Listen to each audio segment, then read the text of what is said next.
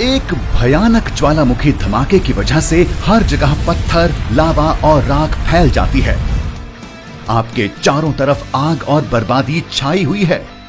अगर एक ज्वालामुखी को रोकने का कोई आसान तरीका होता तो कितना अच्छा होता।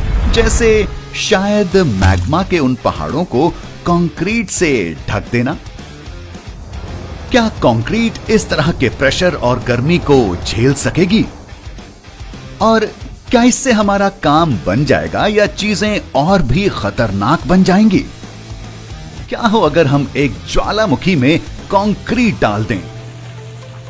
कंक्रीट दुनिया में सबसे ज्यादा इस्तेमाल होने वाला मटेरियल है।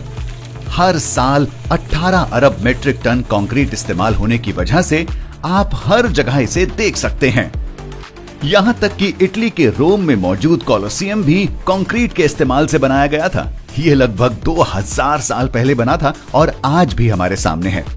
ये बेहद मजबूत मटेरियल ग्रेवल यानी बजरी, पानी और थोड़ी सीमेंट को मिलाकर बनाया जाता है और ये समय के साथ साथ और मजबूत होता जाता है। कंक्रीट के सबसे मजबूत टाइप्स हमारे महासागरों के सबसे गहरे हिस्से मारियाना ट्रेंच के चैलेंजर डीप का भी प्रेशर सह सकते हैं। लेकिन क्या ये एक फटते हुए ज्वालामुखी को सह सकती है या ये मेंटोस और कोका कोला के मेल का एक ज्यादा खतरनाक रूप होगा? ज्वालामुखी धमाकों में ढेर सारी गर्मी और प्रेशर होता है। अगर हम कंक्रीट को एक गर्म ज्वालामुखी के मुंह में डालते हैं तो जाहिर है कि यह पिघल जाएगी, है ना? नहीं। कंक्रीट का मेल्टिंग पॉइंट यानी पिघलने का तापमान 1500 डिग्री सेल्सियस होता है और सबसे गर्म ऑरेंज लावा भी सिर्फ 871 डिग्री सेल्सियस जितना ही गर्म होता है। लेकिन सिर्फ इसलिए कि ये पिघलेगी नहीं, इसका मतलब ये नहीं कि ये कारगर भी होगी। ज्वालामुखी धमाके तब होते हैं जब मैग्मा का अंदर से लगने वाला प्रेशर उस पॉइंट पर पहुंच जाता है जहां इसे ढकने वाली जमीन टूट जाती है। आखिरकार ये जमीन गिर जाती है और मैग्मा आजाद हो जाता है। सरफेस और मैग्मा के बीच प्रेशर में जितना ज्यादा अंतर होगा, ज्वालामुखी धमाका उतना ही ज्यादा भयानक होगा। तो एक ज्वालामुखी को कंक्रीट से ढकना एक खतरनाक फैसला हो सकता है। हम जमीन के नीचे के प्रेशर को बढ़ावा दे रहे होंगे। मतलब आमतौर पर ये जितना है उससे कहीं ज्यादा। इससे ये बेरोक धमाका और भी ज्यादा बड़ा होगा। अगर ये मैग्मा कंक्रीट को तोड़कर ऊपर नहीं आ पाया तो ये ज्वालामुखी के बगल से बाहर आएगा। ये एक वल्केनियन धमाका होगा। 1980 में अमेरिका के माउंट सेंट हेलेंस के फटने पर ऐसा ही हुआ था। प्रेशर इतना ज्यादा बढ़ा हुआ था कि बगल का एक हिस्सा भी एक गुंबद की तरह फूल गया था। ये प्रेशर बढ़ने की वजह से गुंबद टूट गया और बगल की तरफ से ज्वालामुखी धमाका हुआ।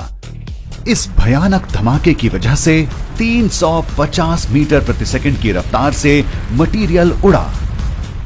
दर्जनों लोग मारे गए। हमारे कंक्रीट वाले प्लान की वजह से न सिर्फ एक वल्केनियन धमाका होगा बल्कि कंक्रीट का ये ढक्कन भी फट जाएगा।